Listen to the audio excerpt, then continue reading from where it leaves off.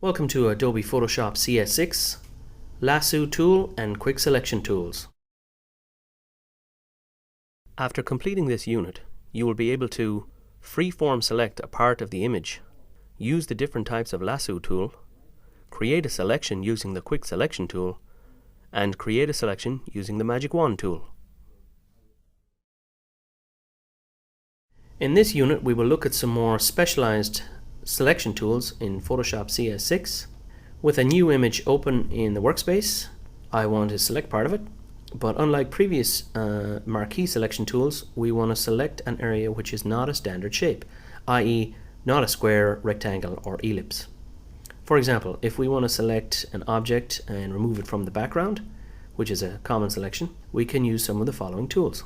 Firstly, the Lasso tool, which, as the name suggests, will lasso the selection regardless of its shape. The shortcut, as you can see, is L. If we select this tool, you will see the cursor changes into a little lasso with an arrow attached. It is the tip of the arrow where we can draw our selection. You just left click with your mouse and hold and drag the lasso to select the desired part of the image. If you do not complete the selection fully, the tool automatically joins up the two ends of the lasso for you, like this. Now be careful when selecting, because you will see in a moment we have options with this tool. Right now it is in new selection mode, so each time you click on the image, a new selection is created and the previous one disappears. Now when you complete the selection, you will see a little box appear if you move your cursor inside the selection. This allows you to move the selection area around in the workspace by left clicking, holding and dragging the mouse, like so. In the options window, the selection options are similar to the ones on the marquee tool. Number 1 is a new selection mode. As we mentioned before, this means that when you create a new selection, the old one disappears. Number 2 is to add to an existing selection, like this. Number 3 is to subtract from an existing selection, like so. And number 4 is to intersect with the selection, like this. And the rest we can discuss later in another course.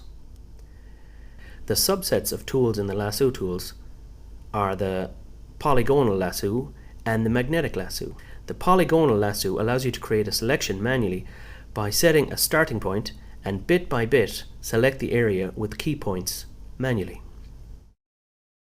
The Magnetic Lasso tool is similar, only this tool attaches itself to distinctive lines in the image to semi-automatically create the selection. You can override the Magnetic Lasso tool by selecting key points in the selection yourself alongside its magnetic function. With both of these tools, you can complete a selection when a little circle appears beside the tool to indicate you have closed the loop. You can then release the mouse button to finish the selection process, like this. The next tool to examine is the Quick Selection tool. This tool here, the shortcut here is W. So, to use the Quick Selection tool, you just click and drag, or you can click and select each area individually, like this. Notice in the options window that the new selection option automatically changes to the Add to an existing selection option, so that you can continue to create and refine your selection. Now let me just point out at this stage that, as with any brush tool, you can change the parameters of this tool here: size, hardness and spacing, etc. A handy shortcut is to press the square brackets to change the size. Left bracket for smaller, right bracket for bigger, like this. This works for all brush tools, like the eraser, clone stamp, etc.